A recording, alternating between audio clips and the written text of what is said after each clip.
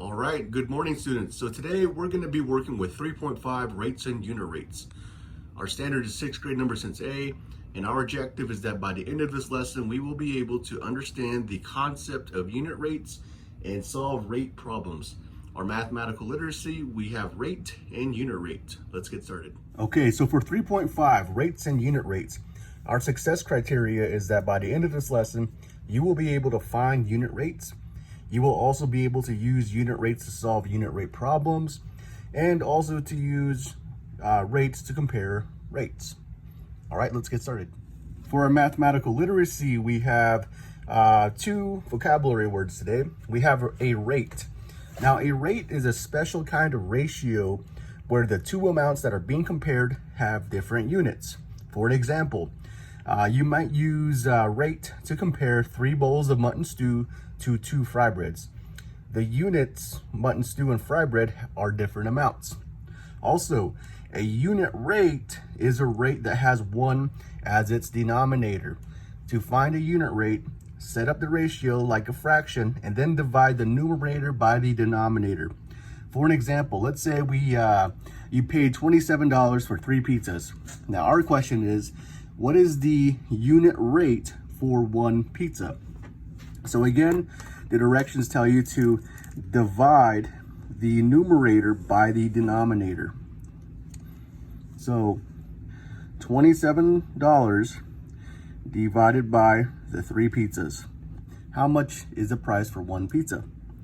Well, 27 divided by 3 will be $9. So it will be the unit rate is $9 per pizza. All right, and that's all there is to it. Just divide the numerator by the denominator to find a unit rate, and let's move on. All right, so for this example, we have the ratio of water to cups of concentrate. Now that ratio is 4 pints of water to 2 cups of concentrate. So our ratio is 4 to 2. Now what we want to do is divide each quantity by 2. So we're going to divide by 2 for both the numerator and denominator to get the unit rate 2 to 1. Okay, so 4 divided by 2 is 2, and 2 divided by 2 is 1. So the unit rate is 2 pints of water to 1 cup of concentrate. Okay, so there's our unit rate. Now, for the other side, down here at the bottom, we're going to write the ratio of cups of concentrate to pints of water, okay, and then find a unit rate. So in this case, I left this blank here initially so we can solve. Now let's look here. So there's some clues. Now, how do we get 4 to become 1? Well, we divide by 4. So 4 divided by 4 is 1. And we're going to do the same thing here. We're going to divide 2 by 4. So 2 divided by 4. 4 can't go into 2. X is 0. Now 4 can go into 25 times. Okay, so we have 0.5. So this will be half. There are 4 halves in 2. Okay, so think of it this way. You have a half, a half, a half, and a half. So you have 4 halves. So half plus half equals 1. Half plus half equals 1. And then 1 plus 1 equals 2.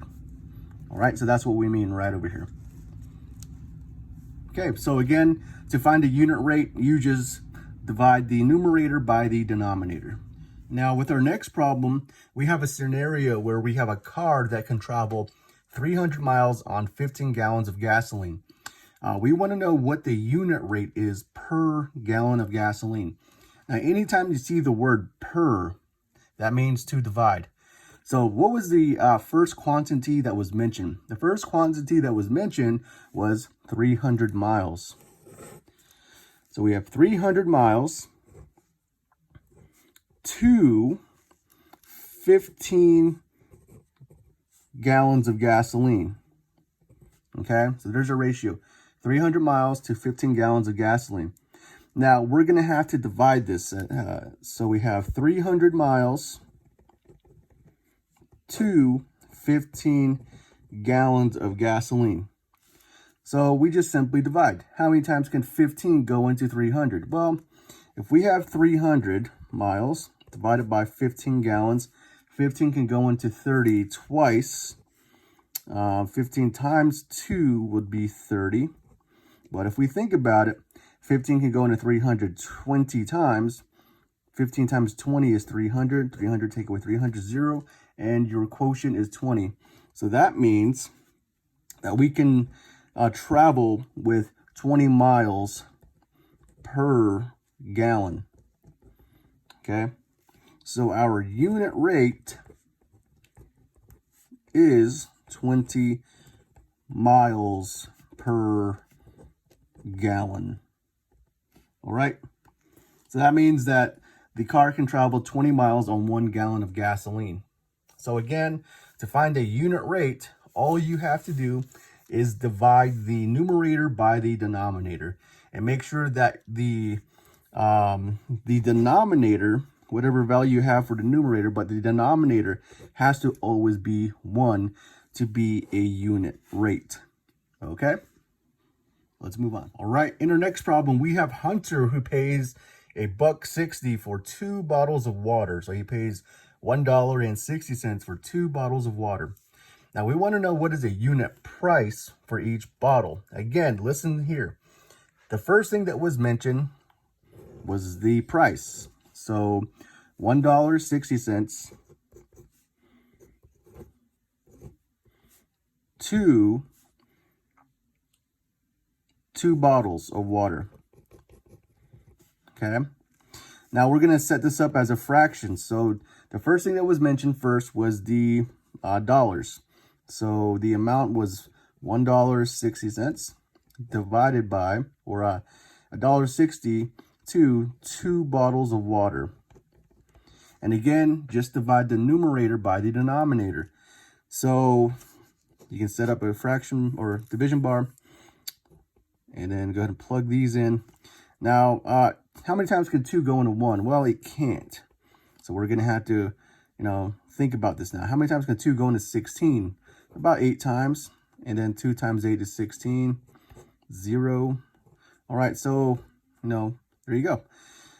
So the price per gallon, the price per water bottle is about 80 cents a water bottle. Okay. So the unit price is 80 cents per bottle. The unit price is 80 cents per bottle of water. All right. And again, to find a unit price, the unit rate, you just divide the numerator by the denominator. And remember, your denominator always has to be 1. So in this case, it's going to be 80 cents per 1 bottle of water. Okay. All right. And last, we're going to be using a unit rate to solve a rate problem. So the question asks, how far does space junk travel in 30 seconds? Now let's look at this. We have distance to time, but we have distance in the measure of miles to time in the measure of seconds. So that means that in 5 miles, it can travel 6 seconds. Okay. Now let's see here. What we have to do first is we have to find the unit rate. So how far does space junk travel in 1 second? And then we're going to multiply by 30 seconds to find out how far space junk can travel in 30 seconds. So to find the unit rate, the denominator has to be 1. Now, in order to do that, we're going to have to divide it by 6 to equal 1. Okay. And then, of course, do the same thing for the numerator. 5 divided by 6 will be 5 over 6. And then from there, all we have to do again is multiply by 30 seconds. So 1 times 30 is 30. And 5, 6 times 30 would be 25. So that would mean that the space junk travels 25 miles in 30 seconds. So the space junk travels 25 miles in 30 seconds. Again, just to recap, we have to understand the rate. The rate. But look at the ratio of what's mentioned first. So we saw that distance is mentioned first to time. Okay, and then of course find a unit rate. The unit rate has to have the denominator to equal 1. And then we multiplied by 30 to find out how far the space junk can travel in 30 seconds. All right, that concludes our lesson for 3.5, rates and unit rates. Again, by now you should be able to find unit rates. You should also be able to use unit rates to solve unit rate problems, and also use unit rates to compare rates. All right, so hope you guys had fun. If you guys have any questions, please ask me during class. We'll see you.